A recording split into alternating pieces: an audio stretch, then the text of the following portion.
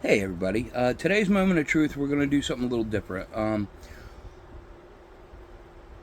currently working on a big project in the book of Proverbs, and even before I started to do this project, there's a lot of wisdom in Proverbs, but it bounces around the way it's structured. So a lot of times I would do what I call, a Frankenstein study, where I take this little snippet pertaining to this topic all throughout, because it's almost like poetry, like prose. Proverbs is mostly written in like two line groupings, not consistently, but it's similar to that style. Um, and when you put it together, it sounds even better when you put the ones together. And here's an example of that. This is going to be a lot of scripture, but again, I connect dots. This is going to be Proverbs chapter 2, verses 6 through 8, chapter 10, verse 9, chapter 11, verses 3 and 5, chapter 12, verse 22, chapter 19, verse 1, chapter 20, verse 7, and chapter 28, verses 6 and 18. And just listen as I read this and see how it flows together. This is why it pays to do a study and understand why things go together like they do. It is the Lord who gives wisdom. From him come knowledge and understanding. He provides help and protection for righteous, honest men. He protects those who treat others fairly and guards those who are devoted to him. Honest people are safe and secure, but the dishonest will be caught. If you are good, you are guided by honesty. People who can't be trusted are destroyed by their own dishonesty. Riches will do you no good on the day you face death, but honesty can save your life.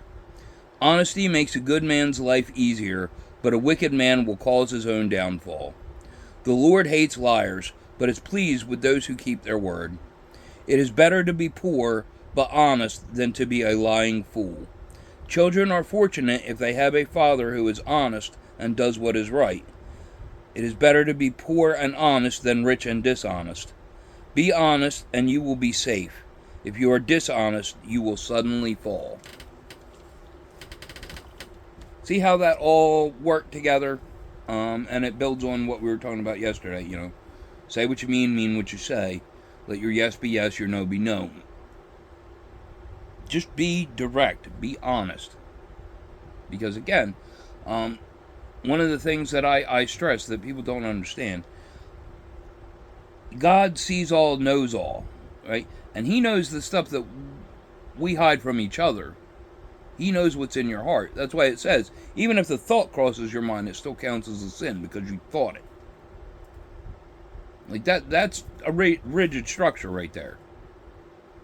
That's why God sent the backup plan, his son, Jesus Christ, to be the sacrifice that we couldn't make. Because he knew we couldn't do it on our own. And, it just wasn't working. Humanity has this issue where we keep saying we're going to do it our way. We think it's like Burger King. We're going to get what we want. And again, you got to be willing to understand, not a rule book, maintenance manual.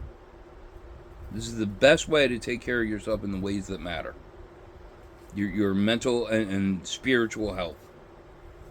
Because those are tied together. To me, those two things are one and the same.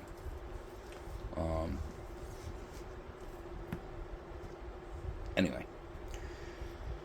So again, I've got quite a few of these coming up.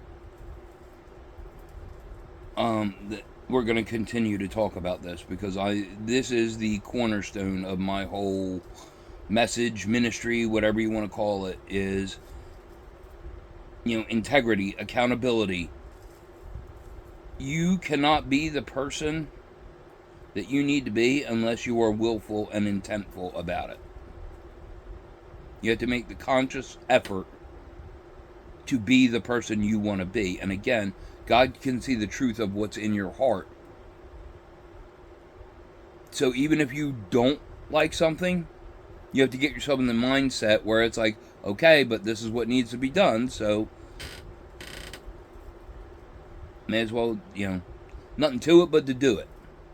You know, that was a saying back in the day when I was still, working in construction. We used to say that all the time. No matter how daunting the task was, like, we would figure it out, and we always said nothing to it but to do it. And that's all it is. Any problem, you just got to stand back and look at it the right way and figure it out. That's why you have to be accountable with yourself. You have to identify your problems, and then you have to get in the Word and know how to fix them. Anywho, as usual, take care of yourselves. Try and help take care of each other. I'll see you in the next one.